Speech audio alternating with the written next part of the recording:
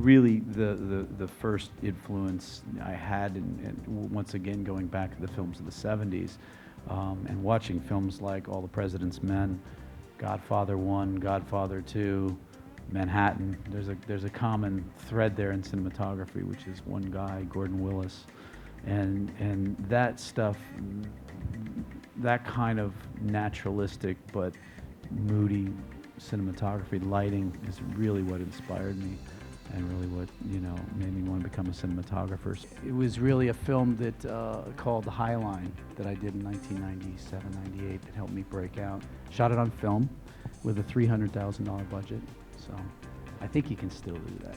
I really believe it.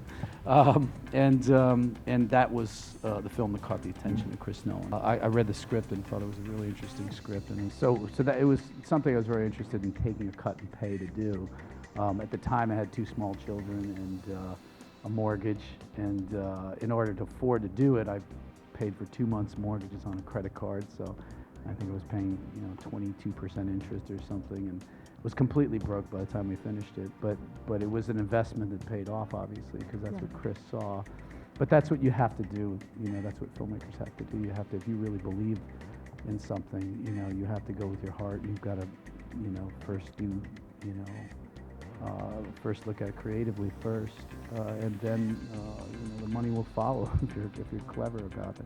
There are no DIs done on any of these 3 films. These are all film prints off film. I mean, obviously it's a Kodak thing, so I'm happy to brag about that. But they're all film finishes, shot on film, processed and printed on film with no DI, which I feel pretty strongly about because it's less manipulation of it, and it's also a higher resolution that way. So what I'm more concerned about, well, it's not really a concern, but what I try to challenge myself to do, and I very much did that going into Dark Knight Rises, is to not fall back on my crutches, to not go back on what's easy, and not to fall into habits, and to try to challenge myself to do something that I hadn't done before, approach something in a different way, and even if it means failure. I think that's a really important part of filmmaking, is not to be afraid to fail.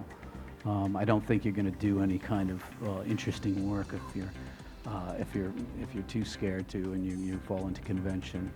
I think you'll get noticed more if you have the nerve to be able to experiment a little bit and not be as derivative. And I think that's why Chris Nolan's films in particular are so prolific.